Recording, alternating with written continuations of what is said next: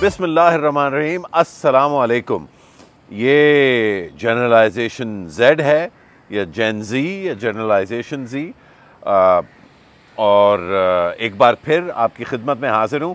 आज जो मैं आपसे बात करना चाह रहा हूँ वो थोड़ी पॉजिटिव साइड पे है। मैं हर दफ़ा यही कोशिश करता हूँ। पिछले चंद हफ्तों में, महीनों में बड़ी नेगेटिविटी फैली है। बड़ा सवाल सब ये पूछ रहे हैं कि यार पाकिस्तान के इतने बुरे हाल हैं, हम कैसे इन मसलों से निकल सकेंगे, यहाँ पे खुशहाली कब आएगी, हम बावकार कौम की हैसियत से कब उभरेंगे।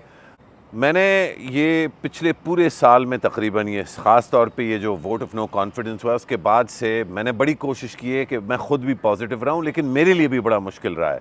तो अगर आपको उम्मीद की किरण नज़र नहीं आ रही तो वो कुछ हद तक क्योंकि है नहीं तो इसलिए नज़र नहीं आ रही। आज मैंने ये बैकग्राउंड जो है वो, खैर मैंने क्या चुना, अल्लाह मियाँ ने दिया है हमें। ये इस्लामाबाद में एक बहुत खूबसूरत शहर है, लेकिन ये पीछे आपको इस साइड पे है ना, अच्छा इस साइड पे, सॉरी, इस साइड पे जो है आपको सूरज की किरणें थोड़ी सी जो है उसकी ग्लो नज़र आ रही होगी। ये मैंने जानबूझ के चुना है। और आज आपके सामने मैं एक मुल्क जो है वो रखूँगा जो एक उम्मीद की किरण है पाकिस्तानियों के लिए। उस मुल्क का नाम है इंडोनेशिया। अच्छा, इंडोनेशिया ज़्यादातर जो पढ़े लिखे हमारे लोग हैं, भाई हैं, उनको पता होगा इंडोनेशिया ईस्ट एशिया में है। इंडोनेशिया जो है वहाँ पे एक जज़ीरा आप समझ लें, एक आइलैंड नेशन है, लेकिन बहुत सारे आइलैंड्स हैं। इंडोनेशिया दुनिया का सबसे बड़ा मुसलमान मुल्क है। ये जो है ना, हम अपने आप को सबसे बड़ा समझते हैं और शायद हमारा ईगो जो है उसकी वजह भी है। हमारे पास न्यूक्लियर वेपन्स हैं, हम बड़े सग़ीर में हैं, दुनिया के बड़े अहम हम जगह पे हैं, लेकिन इंडोनेशिया किसी तरह से पाकिस्तान से कम नहीं बल्कि ज़्यादा ही है। सबसे ज़्यादा क्या कि जिस तरह का बास्केट केस इंडोनेशिया था, आज पाकिस्तान वो है। लेकिन इंडोनेशिया को उस दौर से निकले हुए अब तकरीबन 20 साल हो गए। 1998 में जब आप में से बहुत सारे दोस्त जो है वो पैदा भी नहीं हुए थे, लेकिन दीगर और दोस्त जो हैं वो बड़े नौजवान थे। मैं भी उस ज़माने में, ये बहुत पुरानी बात है, तो मैं भी उस ज़माने में यंग अपने आप को समझ सकता था। 1998 में इंडोनेशिया में एक बहुत बड़ा क्राइसिस आया और उस मुल्क ने अपनी सिमत बदली। उसके बारे में कुछ तफसीलात मैं आपको पेश करूँगा, लेकिन इंडोनेशिया का मुझे ख्याल कैसे आया है। 15 नवंबर को G20 समिट हुआ था इंडोनेशिया में, बाली में। ये 17th जो है G20 heads of state and government summit था। बड़ा आलीशान समिट था, बड़ा बोलबाला हुआ इंडोनेशिया का। जितने भी बड़ी पब्लिकेशंस थी उन्होंने कहा यार ये इंडोनेशिया जो है इसकी क्या अमेजिंग स्टोरी है और ये आगे बड़ा ग्रो करेगा, ख़ास तौर पे अगर इसने अपने पॉलिटिकल इश्यूज़ पे काबू कर लिया। इकोनॉमिस्ट में भी स्टोरी आई, फाइनेंशियल टाइम्स में भी स्टोरी आई।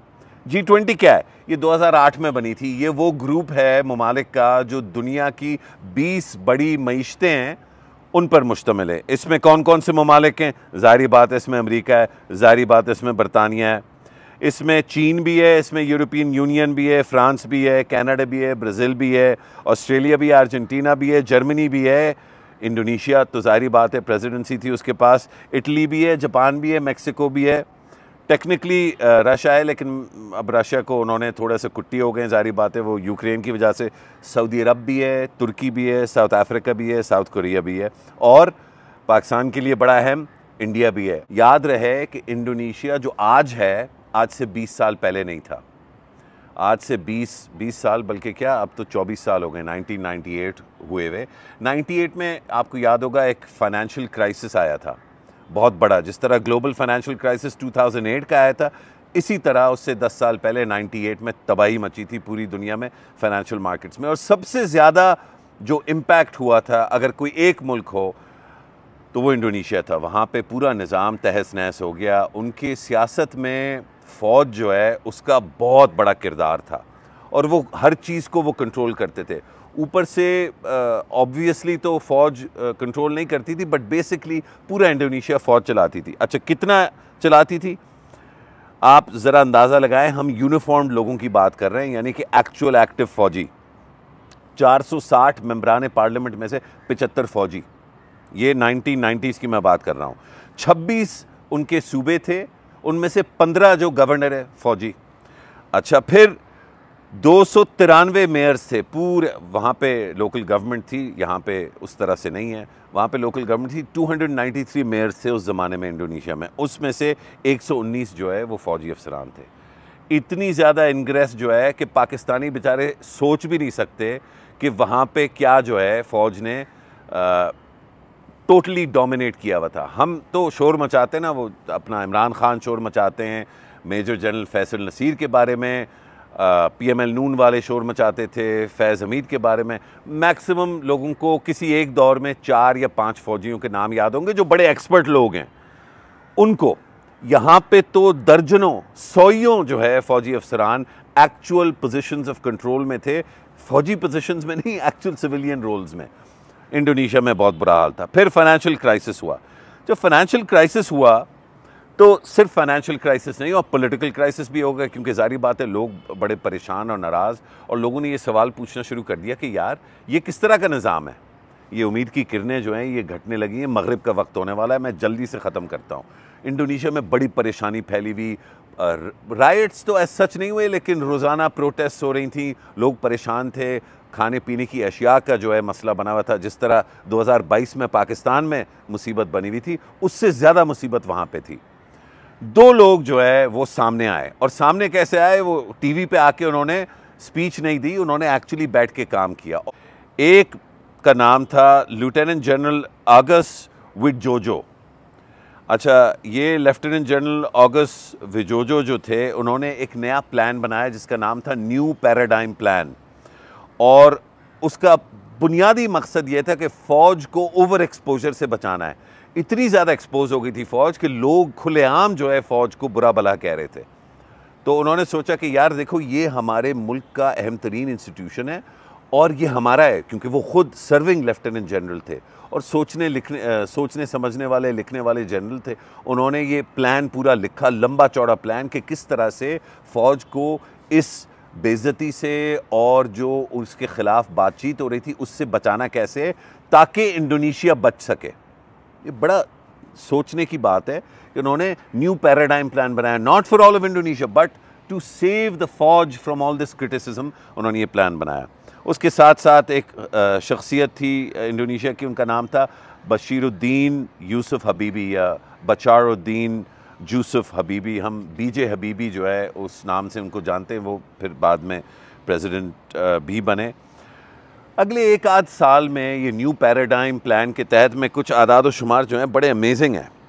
6000 सर्विंग अफसरान को वापस बुलाया गया। जिस तरह हमारे यहाँ ना वापडा में, PIA में, इधर उधर, अब मैं पूरी लिस्ट जो है वो नहीं देता, 6000 अफसरान जो पूरे मुल्क में दीगर सिविलियन ऑफिस में काम कर रहे थे इंडोनेशिया में, उनको वापस बुलाया गया। वो भी एक बड़ी लंबी चौड़ी जो है दास्तान है और बड़ी इंटरेस्टिंग स्टोरी है।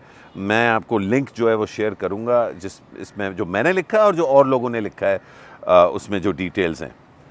खुलासा क्या निकला, आज 20 साल से ज़्यादा उसको हो गए। तो पाकिस्तान 1998 में कहाँ था, इंडोनेशिया 1998 में कहाँ था, ये आदाद व शुमार आपके साथ ये मेरी शक्ल के साथ या तो लेफ़्ट पे या राइट पे आपको नज़र आ रहे होंगे। ये मैं ख़ुद ही एडिट करूँगा बाद में तो पता चलेगा। लेकिन the numbers are unbelievable. Indonesia का पर कैपिटा GDP 1998 में $464 था, आज तकरीबन $4000 पर पर्सन GDP है उनका। पाकिस्तान का जो GDP था वो एग्जैक्टली इंडोनेशिया से सेम था, $461 था पर कैपिटा GDP 98 में पाकिस्तान का। आज पाकिस्तान का GDP $1200 से कम है। ये हम नॉमिनल जो आपका इसमें हम वो परचेसिंग पावर पैरिटी वाला फिगर नहीं है, ये एब्सोल्यूट जो फिगर आता है। तो आज इंडोनेशिया में जो आम आदमी है वो तकरीबन 3 से 3.5 गुना ज़्यादा आम पाकिस्तानी से 3.5 गुना ज़्यादा उसकी आमदन है। हालांकि 1998 में दोनों ममालिक एग्जैक्टली एक जगह पे खड़े हुए थे। अच्छा, याद रहे कि पाकिस्तान में भी एक क्राइसिस आया था, लेकिन जो इंडोनेशिया ने फ़ैसले किए और उसकी फ़ौज ने फ़ैसले किए सिविलियन अफेयर से हट के मईशत पे फोकस करने के, उसके बरअक्स पाकिस्तान में जनरल मुशर्रफ का दौर शुरू हुआ क्राइसिस के बाद, जो 98 का क्राइसिस था, कारगिल का क्राइसिस, उससे पहले जो क्राइसिस पैदा हुआ मईशत का आपकी सैंक्शंस की वजह से जो एटमी पावर पाकिस्तान बना, तो वो जो डायरेक्शन पाकिस्तान ने ली और इंडोनेशिया ने दो बिल्कुल मुनफरिद और मुख्तलिफ डायरेक्शंस जो हैं उसका फ़ैसला किया। Pakistan double down on military rule, Indonesia moved away from military rule. Indonesia में भी मुसलमान हैं, जितने पाकिस्तान में मुसलमान हैं उससे ज़्यादा इंडोनेशिया में। जितनी मोहब्बत रसूल पाक सल्लल्लाहु अलैहि वसल्लम से इंडोनेशिया में की जाती है उतनी ही पाकिस्तान में की जाती है। पाकिस्तानी क्लेम करेंगे ज़्यादा, आप पूछ लें इंडोनेशियन से तो वो बड़े नाराज़ होंगे, वो कहेंगे यार हम कम मुसलमान हैं। जितने जब हज या उम्रे पे जाते हैं पाकिस्तानी नज़र आते हैं उतने इंडोनेशियन नज़र आते हैं। जो रुख क़िबले का वहाँ पे मक्के की तरफ हम जो है नमाज़ पढ़ते हैं यहाँ से, उसी तरह जकार्ता में, बाली में, जहाँ पे इंडोनेशियन रहते हैं वो करते हैं। मुसलमान भी हैं वहाँ पे, इलेक्शंस होते हैं, डेमोक्रेसी है, वो भी हर तरह से किसी तरह से जो है वो पाकिस्तानियों से कम नहीं है। वहाँ की फ़ौज बड़ी ताकतवर है, बड़ा स्टेबल इंस्टीट्यूशन है, सेंटर ऑफ ग्रेविटी है, पाकिस्तान का भी है। लेकिन पाकिस्तान में हर चीज़ में फ़ौज जो है वो मुलव्वस है। इंडोनेशिया ने फ़ैसला किया कि फ़ौज का काम फ़ौज करेगी और बाकी काम जो है सिविलियन करेंगे, जैसे भी सिविलियन है। और वहाँ पे भी बड़े करप्ट सिविलियन भी रहे हैं, बड़े प्रॉब्लमेटिक सिविलियन रहे हैं, बड़े इनकॉम्पिटेंट भी रहे हैं, लेकिन रफ्ता रफ्ता कर करके वो सीख गए। फ़ौज बैकग्राउंड में, सिविलियन फोरग्राउंड में। इंडोनेशिया का बोलबाला, G20 का host, economic growth all the way. अगर इंडोनेशिया ये कर सकता है, जो पाकिस्तान से बड़ा मुल्क है, जहाँ पे मुसीबतें पाकिस्तान जैसी या उससे ज़्यादा मुसीबतें आ चुकी हैं, तो इंशाअल्लाह मुझे यकीन है कि आप जेन जेड जो है पाकिस्तान की, वो भी ये कर सकती है। और उसमें हमारे ऊपर फ़र्ज़ है, जो थोड़े से आपसे उम्र में बड़े हैं, कि हम इन चीज़ों के बारे में बात करें और लोगों को आगाह करें। तो यही आज कोशिश थी कि आपने किसी तरह नेगेटिव नहीं होना। अगर इंडोनेशिया ये सफ़र तय कर सकता है, पाकिस्तान भी कर सकता है। इंशाअल्लाह मिल के ये सफ़र हम तय करेंगे और फ़ौज हमारी साथ साथ बैकग्राउंड में होगी और हमारे जो सियासी लीडरान हैं वो कॉम्पिटेंट भी बनेंगे, वो करप्शन भी कम करेंगे और मुल्क को आगे लेके चलेंगे इंशाअल्लाह। अगली दफ़ा तक अस्सलामु अलैकुम व रहमतुल्लाहि व बरकातुहू।